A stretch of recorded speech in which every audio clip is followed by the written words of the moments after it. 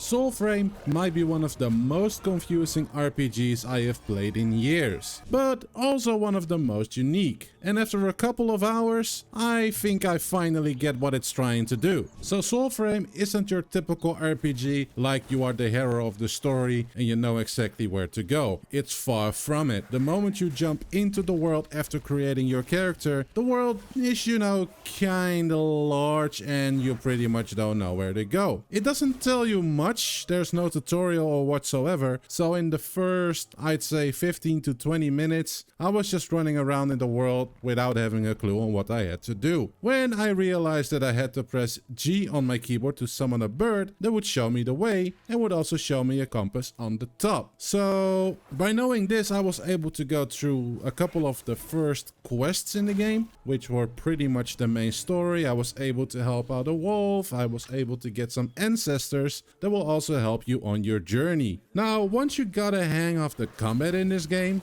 at some point you're gonna unlock your new gear, which takes some time to get to, which I would have hoped was a little bit faster. But once you get the ancestor unlocked, that's basically your blacksmith, you'll be able to craft some pretty cool stuff. From new swords to new staffs to short blades, even if you like that, so you can go roguelike. I tried it, don't recommend it, but the fact that it's in there is really cool, but it just, in my opinion, took a little bit too long to get there. And one more cool thing about the progression gear system is that the whole game is just a loot walhalla. There's chests, barrels, wooden structures that you can destroy, and sometimes those structures can pretty much drop items that you will need to be able to craft specific equipment at the blacksmith. So just a tip, if you get out there in the world and you get into the dungeons in this game, which we'll talk about later in this video, then just destroy everything you see. Trust me, you'll thank me later in the game, because if you don't, you will not be able to make the equipment that you want and you're gonna hate yourself for it. Trust me on that. Now, in terms of the open world, when I started in the world, I was really surprised by how gorgeous the world looked. I haven't seen a game look this good in quite a while. Now, I'm not saying it's a 10 out of 10, but it's definitely on the higher tier. Because just, you know, look at that. Out there in the world, the graphics, the buildings, the structures, everything seems to... The storytelling in this game is just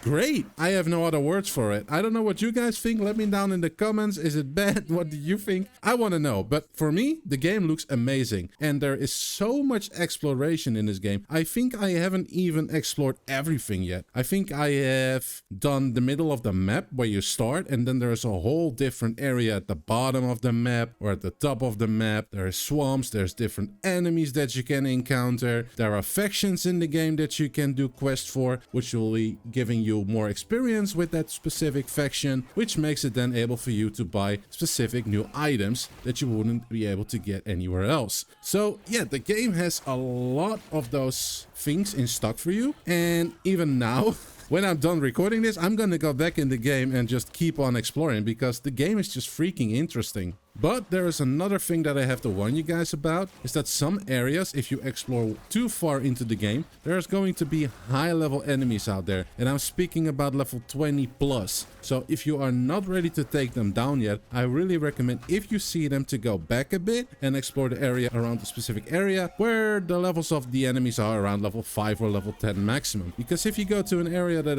has level 20, level 25 enemies, and you don't have good gear set up, you're gonna get wrecked. Trust me on that. Now, in terms of combat in Soulframe, I started out with a staff, which is basically the mage class that you can choose from the beginning after you have chosen what your character looks like, which is the first part of the game. You know, you see this woman that's basically your mother, and how she looks, that is the way you will look. It's a different kind of system. But speaking about the combat, just getting back on the topic here, using the staff made it possible for me to pick out all the high level enemies from a distance. Now, you can also use a sword, you can use a bow, but I've just noticed that if you use melee, for example the sword here, the game gets quite more difficult, I should say, because you will have to go up and close, unless you have the throwing sword ability, which you will later unlock in the game, but melee makes it a lot harder.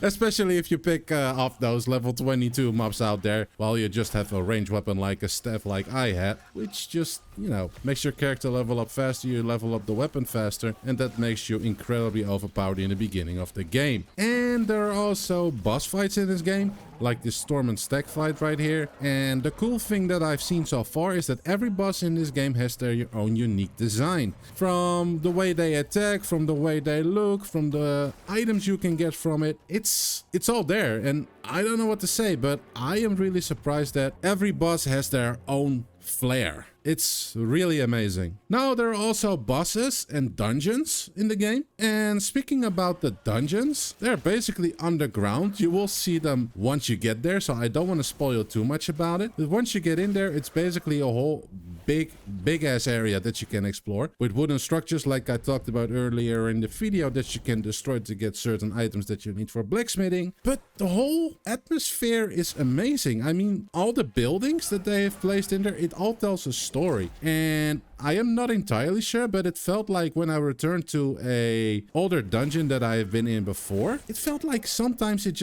just a whole new experience when you go in there again, which is really cool. There's different enemies, there is probably different structures you can destroy. So I'm not entirely sure if that's true, but it really felt like it. So that again, for me, is another plus of this game. But once I got my character to a higher level, I was able to meet some really interesting characters in the story. From a she-wolf that will be able to help you in the middle of combat. If you help her rescue her pups, she will sometimes just get out of nowhere and bite the enemies for you. That's freaking cool. I mean, you just battle an enemy and suddenly just this big wolf says like, the enemy is mine, and she bites it and the character in front of you just dies and she does like a shit ton of damage. Hell, I like that. But that's not the only thing that was quite interesting. There's even a coughing turtle that explains a bit about the world. He seeks your help. There's bonding with different kinds of NPCs, and they all have their unique traits, I'd say.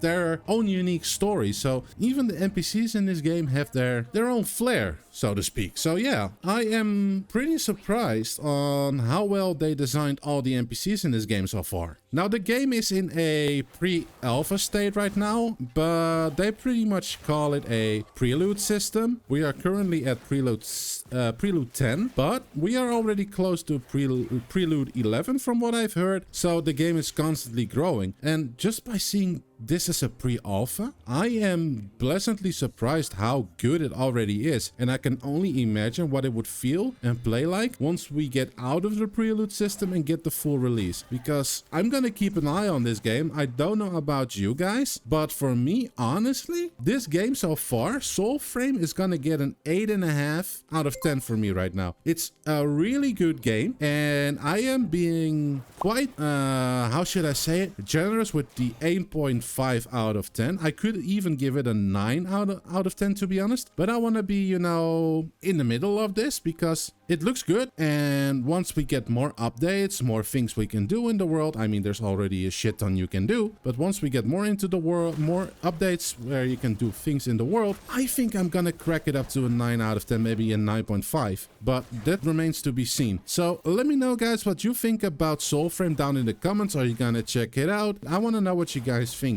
Now, I forgot to mention that the prelude system is basically an invite only. So if you guys do get a key to join the game, then of course let me know down in the comments what you think of the game. I forgot to say that. But yeah, guys, I hope you really liked my first impressions light review video on Soulframe. Leave a like, subscribe, and I hope to see you in the next video. Take care, guys, and have an amazing day.